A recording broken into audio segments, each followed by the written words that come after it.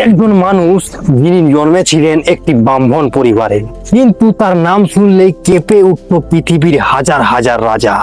তিনি একদিকে মহাদেবের পরম ভক্ত আর অন্যদিকে এক ভয়ঙ্কর যোদ্ধা।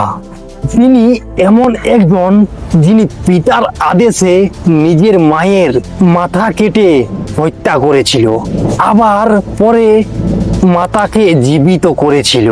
তিনি এমন এক যোদ্ধা, মহাভারতের 3 জন মহাযোদ্ধা তার কাছে শিক্ষা নিয়েছিল, যেমন ভীষ্ম আর দ্রোণাচার্য আর কর্ণ, বড় বড় মহাবীররা। আর তিনি সেই মানুষ যার সামনে স্বয়ং দাঁড়িয়েছিল শ্রীরাম। কিন্তু এখন প্রশ্ন উঠছে, কে ছিল সেই পরশুরাম? তিনি কি সত্যই পৃথিবীতে 21 বার ক্ষত্রিয়দের পৃথিবী থেকে শূন্য করেছিল, নাকি এর কাহিনীর মধ্যে লুকিয়ে আছে কোনো গভীর প্রতীকী অর্থ?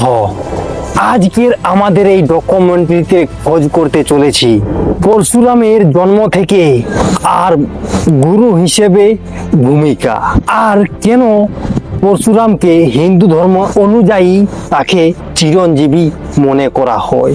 তবে এই ভিডিওটি শুরু করার আগে একটি কথা, এই ভিডিওতে আমরা পুরাণ, মহাভারত, রামায়ণ এবং প্রচলিত হিন্দু বিশ্বাসে বর্ণিত ঘটনাগুলোকে তুলে ধরব। কোথাও কোথাও ভিন্ন পুরাণের কোথাও পার্থক্য রয়েছে, আমরা সেইগুলির মতগুলি সহজ ভাষায় জানতে চলেছি। চলুন শুরু করা যাক। হাজার হাজার বছর আগে কোনো সরকার ছিল না, ছিল রাজাদের শাসন। একজন রাজা প্রজাদের রক্ষা করেন, কিন্তু অনেক অনেক রাজা সেই সময় নিজেদের ক্ষমতায় অন্ধ হয়ে গেছিল। রাজার অত্যাচার প্রজাদের উপর দিন দিন বেড়েই চলেছিল। যারা দুর্বল তাদের কথা কোনো রাজাই শুনতো না। অনেক স্থানে রাজাগুলো ঋষি মুনির আশ্রমে আক্রমণ চালাতে ছিল, কিন্তু যে অস্ত্র মানুষের রক্ষা করার জন্য তৈরি করা হয়েছিল, কিন্তু সেই অস্ত্র দিয়েই প্রজাদের উপর অত্যাচার।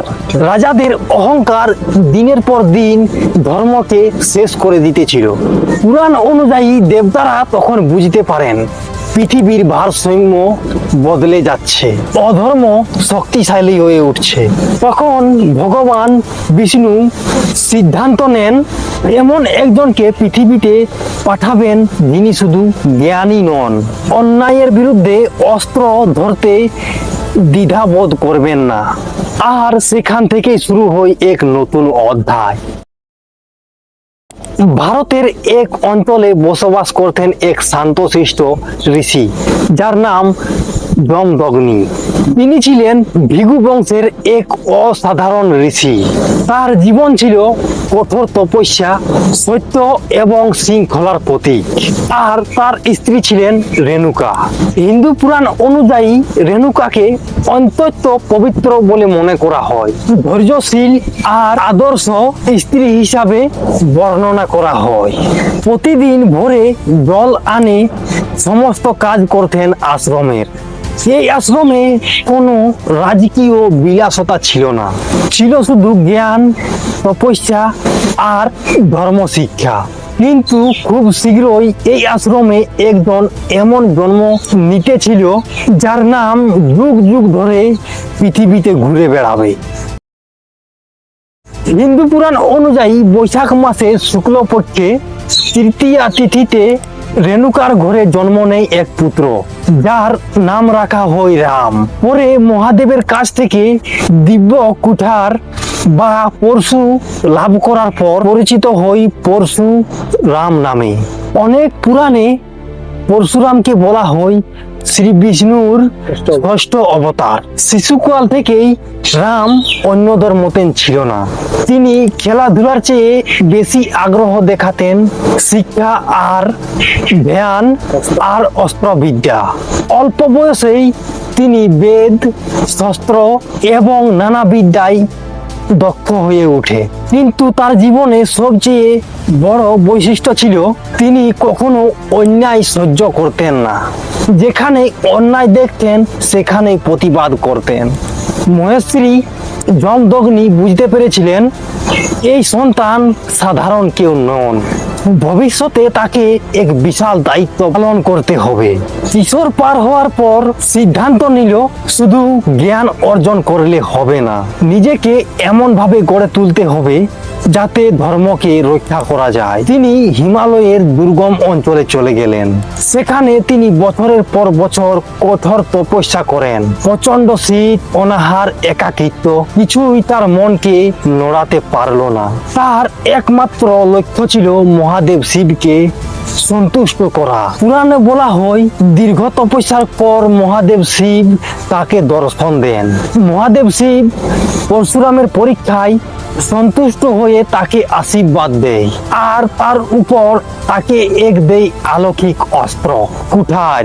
এটি ছিল একটি সাধারণ কুঠার নয়, এটি ছিল একটি ধর্ম রক্ষার প্রতীক। আর সেদিন থেকেই রাম পরিচিত হয় পরশুরাম বলে। কিন্তু তখনও তিনি জানতেন না তার জীবনে এমন একটি ঘটনা ঘটতে চলেছে যা আজও হিন্দু পুরাণে সবচেয়ে বিতর্কিত কাহিনীগুলির মধ্যে একটি। সেই ঘটনায় তাকে বেছে নিতে হবে মা নাকি পিতার আদেশ, আর সেই সিদ্ধান্তেই বদলে দেবে তার পুরো জীবন।